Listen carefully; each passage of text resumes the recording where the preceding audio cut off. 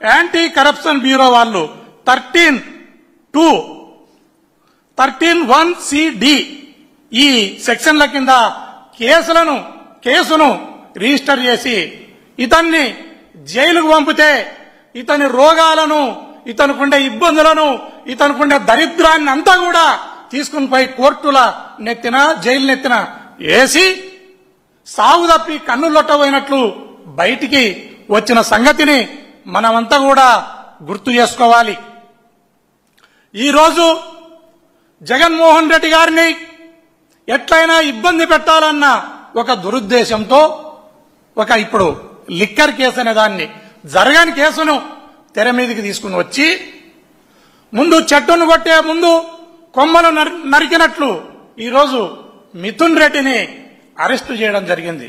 మిథున్ రెడ్డి నేను ఆయన సాటి ఎంపీగా పనిచేసిన వాడిని. అతను దైవభక్తి కలిగిన వాడు, పాప భీతి కలిగిన వాడు, మృదు స్వభావి, 24 గంటలు జనంలో ఉండి ఇప్పటి వరకు ఓటమి ఎరగకుండా 3 సార్లు ఎంపీగా పనిచేస్తున్నవాడు. వాళ్ళ కుటుంబంలో ఎవరు కూడా ఇంతవరకు ఓడిన దాఖలాలే లేవు.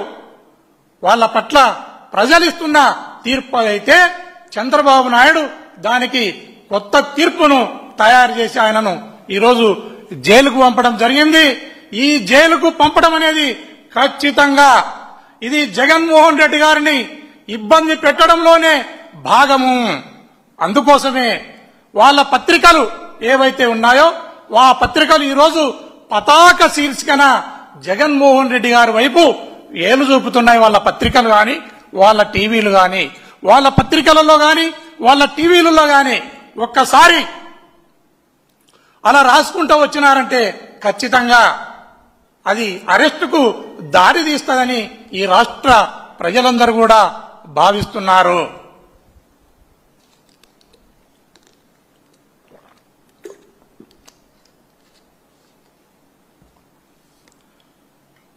అదే కాకుండా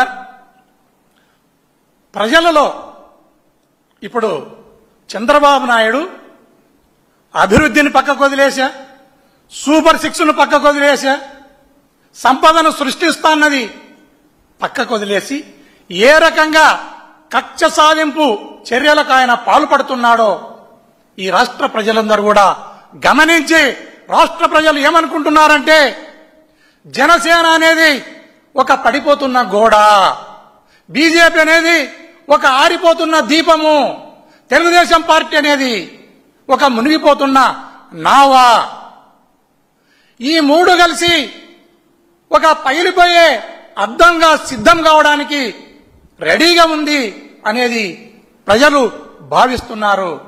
దీనిని ఇప్పటికైనా చంద్రబాబు నాయుడు గాని ఆయన కుమారుడు లోకేష్ గాని గమనించాలి.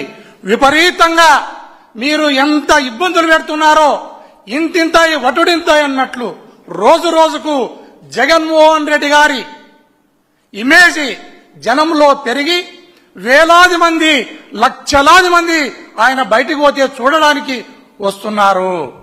అయ్యా చంద్రబాబు నాయుడు, ఆ జనాన్ని చూసినాకైనా నీ పార్టీ గాని నువ్వు గాని ఇద్దరు కూడా క్లైమాక్స్ స్టేజ్కి చేరుకున్నారనేది గుర్తుంచుకోండి. మీరు జ్ఞానంతో ఆలోచించండి. ఖచ్చితంగా జగన్మోహన్ రెడ్డికి జనంలో పెరిగిన ఆదరణను బట్టి నాకు అనిపిస్తున్నది ఏమంటే నీ పార్టీ నువ్వు ఇద్దరు కూడా క్లైమాక్స్ లో ఉన్నారు. మీసాలు వచ్చేటప్పుడు దేశాలు కనపడమని అధికారం వచ్చినప్పుడు మీకు కళ్ళు కనపడకుండా పోయిన నీ కొడుకు. దయచేసి ఇప్పటికైనా మీరు ఈ కక్ష సాధింపు రాజకీయాలకు స్వస్తి చెప్పి మీరు ఏవైతే ఎలక్షన్ల ముందు ప్రచారానికి వచ్చినప్పుడు సూపర్ 6 అని చెప్పినారో, ఏదైతే తల్లికి వందనం అన్నారో, రైతులకు సాయం అన్నారో, రకరకాలుగా 143 హామీలను మీరు ఇవ్వడం జరిగింది. మీరు కూడా మా జగన్మోహన్ రెడ్డి గారు లాగానే అమ్మఒడి, ఆసరా, చేయూత, విద్యా దీవెన, విద్యా వసతి ఇలాంటి సంక్షేమ కార్యక్రమాలను చేసుకుంటూ పోతారని నమ్మి ఓట్లేస్తే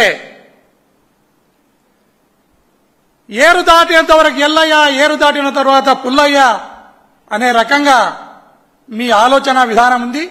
దయచేసి మీరు ఇప్పటికైనా ఈ చెడు ఆలోచనకు, ఈ అరెస్టులకు, ఈ రిమాండ్లకు, ఈ దొంగ కేసులకు తిలోదకాలనిచ్చి మీరు ప్రజాక్షేత్రంలోకి రండి.